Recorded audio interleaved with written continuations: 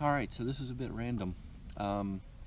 It's the middle of the week. It's spring break for all the kids in the area. My family's off enjoying spring break, visiting extended family. I had to work, at least for the first few days, so I'll try to catch them later in the week. But in the meantime, like I say, I got nobody to go home to, so I left work and ran across the river. I am at Westmoreland State Park in Virginia. Never been here. Figured this was a good excuse to come check the place out. So it's a little dreary, it's a little rainy off and on. It's probably, in the mid-40s now, going to get down to about freezing tonight. And I'm just going to be out here for the night and then go back to work in the morning. But any opportunity is a good one, so I figured I'll grab it. Place is not really known for its trails, but I'm going to go check some out anyway here in a minute. They have a fossil beach here on the Potomac River that is very much like the one you've seen me go visit over on the Chesapeake at Calvert Cliffs. So maybe we'll go down there and find some shark teeth. We shall see. Anyway, here I am. Let's give it a shot. I'm here early in the season. There's not many people here. Campground B is the only one that's open, and I think that's because it's kind of mixed use. You can see a couple of RVs. They've got water and electric hookup. I'm on one of the loops. It's just tents, obviously, but nice sights. It's not like backcountry camping, right? They want to, because they get so much traffic, they got to limit impact. So there's pads. You got to stay on the pad, and they're pretty close for my taste, but that's all right. Particularly this time of year and midweek, there's nobody here to bother me. So picnic table, fire ring, nice area. Be a good home for the night. Here's the general lay of the land. We're on the southwest side of the Potomac. Campground's right in here where I started. Trails run out into here. You can see it's pretty steep. Only about 100 feet elevation, but straight up and down these little creek washes. So I'm heading over here. The fossil beach is this way. I'm gonna head over that way and then maybe wander back. We'll see. So I'm on the Turkey Neck Trail. This was the longest trail option without road walking to get me from the campground down to Fossil Beach. I'm taking that because that's the kind of thing I do. Pretty nice through here. It's a little more open than I expected. I think a lot of it's recent blowdowns, to tell you the truth, although the trail's been cleared up. But mostly oak beech, holly understory, with a little bit of laurel here and there. And as you can see, nicely wide, nicely maintained trail here. So, there's a lot of history here in this area. The park itself was built by the Civilian Conservation Corps in the 30s, but the northern neck of Virginia here was kind of the area where a lot of the early colonial plantations in Virginia developed. The northern neck is the peninsula that runs between the Potomac River to the north, the Rappahannock River to the south, and then the end of it is up into the Chesapeake Bay. Just upstream of here, just upstream, like a couple of miles, is the birthplace of George Washington. And the other side of the park is Stratford Hall. That's the birthplace of Robert E. Lee. James Monroe's childhood house, I believe birthplace as well, is right up the river just a little bit more, although his place hasn't been developed as much as a tourist attraction, but it's there. So, two founding fathers and one other, notable Virginia son, born right here along this stretch. And of course, speaking of Lee, during the Civil War, the Potomac River right here was the boundary between North and South. And there weren't any bridges back then. There's one here now that's a little bit upstream, but lots of ferry boats ran back and forth. And there were lots of crossing the lines, lots of information, lots of spy traffic, lots of refugee traffic, underground railroad traffic. And after the war, right through here is is where John Wilkes Booth snuck across the river at night with a prearranged ferry ride. Came ashore just upstream of here once again and headed over to Port Royal, and it was just outside of Port Royal on a farm owned by Mr. Garrett, where federal authorities caught up with him, holed up in a barn, and set fire to the barn to smoke him out, and eventually he died. So all that right around in this little area here. That's a branch. That is not a tree. It's a branch that came off of this big guy way up there. Looks like another tree came down against it and cracked this off. It's impressive. I'm not sure where this is going to take me, but there's swamp that way.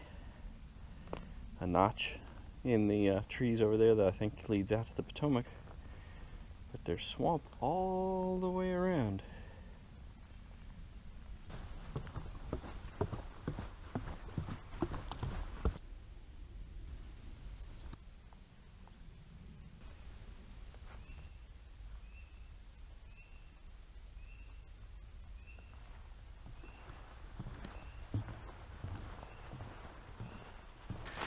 Just a quick public service announcement here. If you're walking through the woods and you see a vine on a tree like that, that's hairy, do not touch it. That is poison ivy. And all parts of the plant can cause a reaction. Whatever you do, don't burn it either, because the smoke can cause a reaction. I hear waves lapping at the shore. I also hear kingfishers. This boardwalk's almost 1/10 of a mile long. You can see we're leaving the hardwood swamp and getting out into the reeds. I believe soon we'll be at the beach.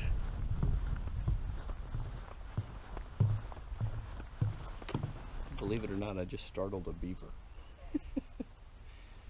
I was just noticing the dam work all through here, looking that way, and then all of a sudden he jumped out here and went trundling off through there, making an awful racket. That was pretty cool. Well, let me show you. I mean, it's completely out of reeds, not sticks, but you can see the dam running along the edge here. There's probably a, I don't know, foot and a half drop that they've created, and a couple of little lodges back over in here that's starting to be created. So busy.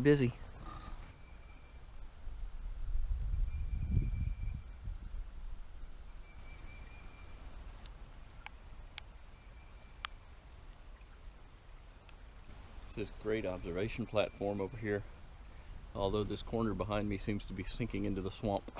It's very tilted.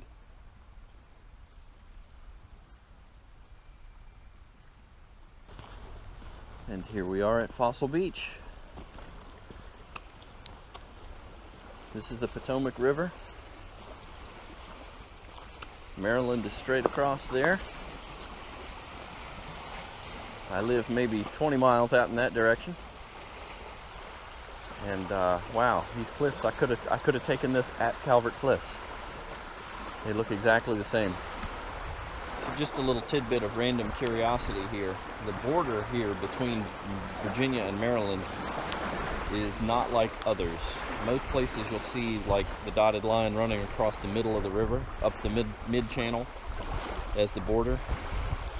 For whatever reason, when Maryland and Virginia decided their borders, it's actually on the mean high tide side here.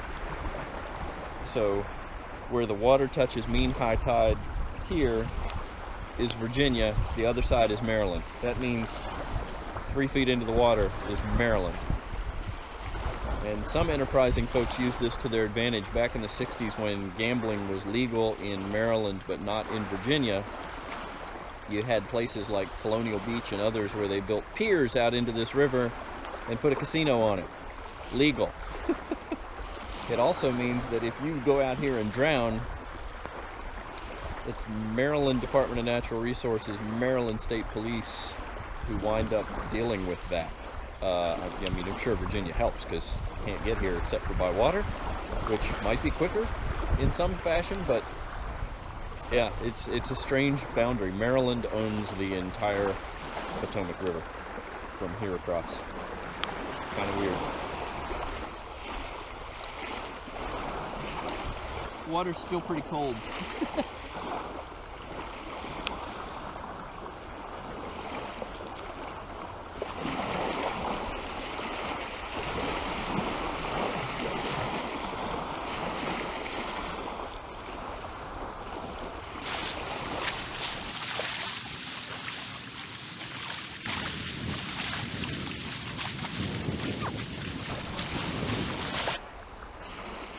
Aha!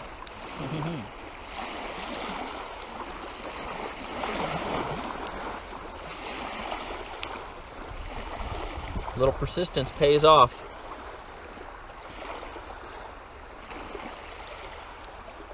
You can find them, if you're patient enough, you can find them almost as big as your hand. It's megalodon, a 60-foot long shark that roamed around here in the Miocene. But for now, this will have to do. I think that's a sand shark, maybe. Anyway, it's cold.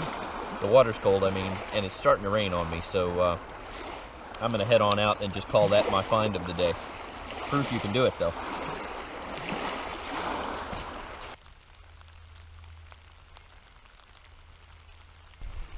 Like I say, I took the longest way I could find from the campground down to the beach.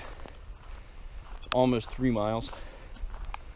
And that was via Turkey Neck. If you wanted just a straight shot to the beach, though, and I wouldn't blame you if that's what you were after, you can go to the visitor center up here, and it's a straight shot down the Big Meadow Trail, and that route via Big Meadow is only 0.6 of a mile. So that's the quick way.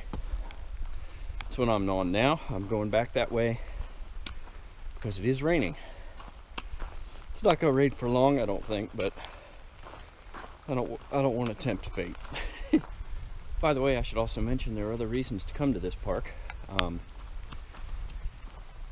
Next to the visitor center, there's a discovery center, kind of a nature center place. There's a big pavilion, closed building that has glass windows overlooking the river, and I think that's kind of for group events kind of thing. Down at the other end, there's a big swimming pool and a swimming beach. That would be very nice. And of course, as I've shown you, the trails, the fossils, and you know, there's some good history here in the local area, so it'd be interesting. You could come and spend a couple of days base camping here and see some of that, and wineries in the area as well. So yeah, nice place. I'm sure it would be nicer when it's warmer than right now. More options available anyway. Oh yeah, and there's also a boat ramp and a nice kayak launch into the river, and cabins, lots of cabins. I'll check those out before I leave. I want to see what they look like. Anyway, yeah, there's a lot here. Tonight I am going to try some fresh tortellini with a little broccoli and tuna added in. See how it works out. That's fresh spinach and cheese tortellini, to be precise.